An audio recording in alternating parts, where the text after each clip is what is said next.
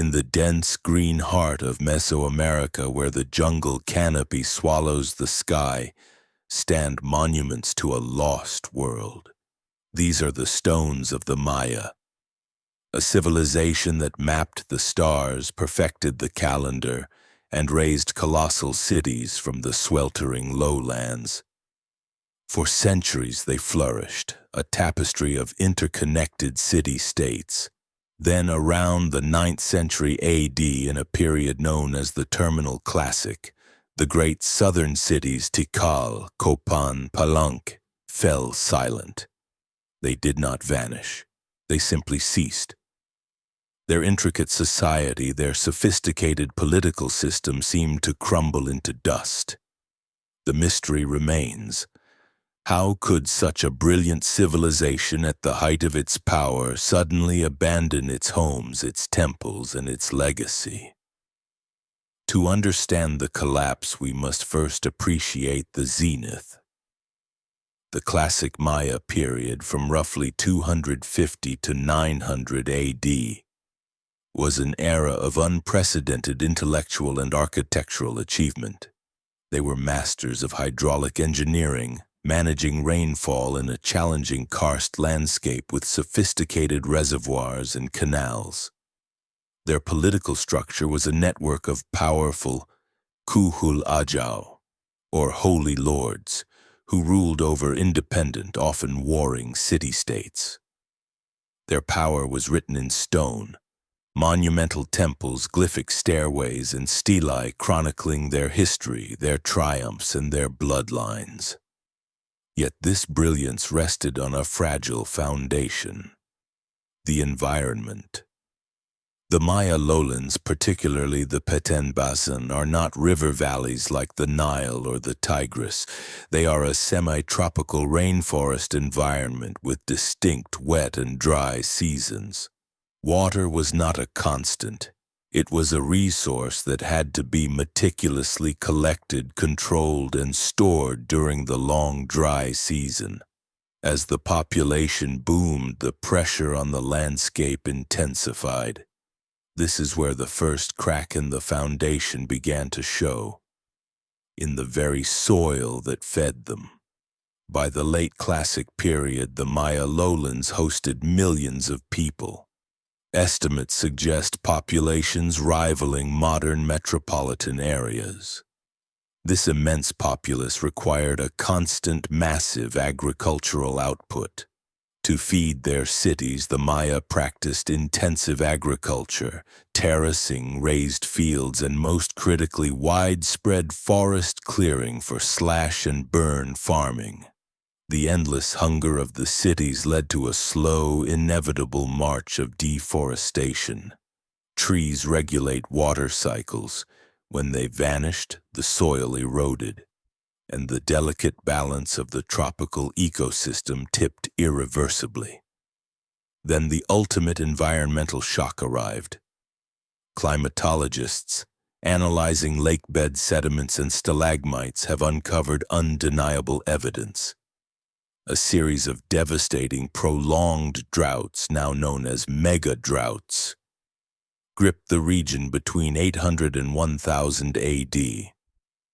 These weren't seasonal dry spells. These were multi-year calamities. The meticulously engineered reservoirs and canals, the pride of the city-states, slowly ran dry. Agriculture collapsed. The rain god Chak failed his people. The drought was not an isolated event. It was a trigger for a catastrophic ripple effect. With water and food scarce, famine became widespread. Nutritional stress weakened the population, making them vulnerable to disease.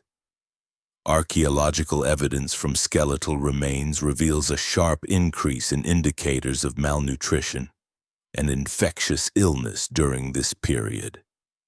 The social fabric began to tear. The king, the Kuhul Ajau, whose primary duty was to secure the prosperity and the favor of the gods, had failed in the most fundamental way. Resource scarcity inevitably fueled conflict. The competitive, decentralized nature of the Maya political system, which had once driven innovation, now became a deadly liability. As food and territory became zero-sum games, the great city-states turned on each other with brutal finality. Evidence of intensified warfare, fortifications, mass graves, and the deliberate defacing of enemy monuments is abundant in the terminal classic period. The focus shifted from erecting glorious stelae to building defensive walls. The Golden Age devolved into a vicious struggle for survival. The power of the Maya kings was intrinsically linked to their role as divine intermediaries. They performed elaborate, often bloody rituals to ensure the favor of the gods, especially Chake, the rain deity. When the rain ceased for years, the sacrifices, the bloodletting, and the elaborate ceremonies lost their meaning. The very foundation of the elite's authority, their connection to the cosmos, was shattered. Why would the common people continue to support a divine ruler who could not deliver rain, who could not deliver food, and who only demanded more labor for unfinished temples? The most compelling evidence of the collapse is found in the silence of the stone. The building of monumental architecture abruptly ceased. The production of dated monuments, the stelae that chronicled their history, stopped. Archaeologists can trace the exact year a city effectively went dark by the date of its last inscribed monument. In cities like Copan, the carvings become simpler, less ambitious, and then they stop completely. This wasn't an invasion that destroyed the record. It was a societal decision to stop recording the record. The scribes laid down their tools and the masons walked away from half-carved pyramids. The classic Maya collapse was less a sudden cataclysm and more a gradual, devastating decentralization.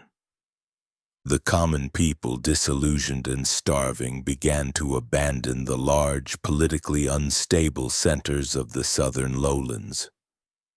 They didn't disappear entirely, they migrated. They dispersed into smaller, defensible farming communities in the surrounding uplands, or significantly, they moved north towards the Yucatan Peninsula. The grandeur of Tikal was traded for the security of a small village. The complex web of the classic period was unraveling into isolated threads. The Maya people were never extinct. The collapse refers specifically to the failure of the centralized, elite-driven city-state structure of the southern lowlands. In the north, in the Yucatan Peninsula, a different story unfolded. Cities like Chichen Itza and later Mayapan flourished, absorbing the influx of refugees, ideas, and knowledge from the south. This post-classic period was characterized by more secular, militaristic governance, with political power shifting from a single divine king to a council of elites. The civilization adapted, but the grandeur and scale of the classic era were never truly recaptured. No single factor destroyed the Maya. Modern archaeology now understands the collapse as a complex, multi-causal event. The lethal combination involved environmental degradation, deforestation, and soil erosion, leading to climatic shock, the megadroughts, which fueled socio-political breakdown, intensified warfare, and the collapse of the divine kingship, ultimately causing mass migration and the abandonment of the great cities. The classic Maya system was a complex engine. One critical failure, the lack of rain, caused a domino effect that brought the entire structure down. The Maya collapse is not just a tale of ancient history, it is a profound lesson echoing across the centuries. It demonstrates the fundamental fragility of even the most sophisticated societies when faced with the triple threat of unchecked population growth, unsustainable environmental practices, and climate change. The Maya were highly skilled at managing their environment, but even their ingenuity was overwhelmed when the critical stress point was breached. Their ruins are a silent warning. The balance between civilization and nature is delicate, and the consequences of tipping that balance are absolute. Long after the great cities of the South were abandoned, Maya culture endured. When the Spanish conquistadors arrived in the 16th century, they found a Maya world still vibrant, though politically fractured. The Spanish conquest, bringing with it European diseases, firearms, and a ruthless campaign of subjugation, delivered the final decisive blow to the remaining independent Maya kingdoms. The final independent Maya stronghold, the island city of Tayasal, did not fall until 1697. It was the conquest, not the classic collapse, that ended the Maya's political autonomy forever. Today, millions of Maya people continue to live in Mesoamerica, speaking dozens of Mayan languages and upholding ancient traditions.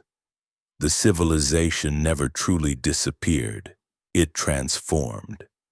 Their descendants are the living proof that the intellectual, cultural, and spiritual core of this remarkable people survived the droughts, the wars, and the conquest. The pyramids stand as silent reminders of what was lost, and the enduring Maya people remind us of what could not be defeated. The stones speak not of an extinction, but of a profound, devastating change, a necessary adaptation to the brutal lessons written by the rain, the jungle, and the limits of power.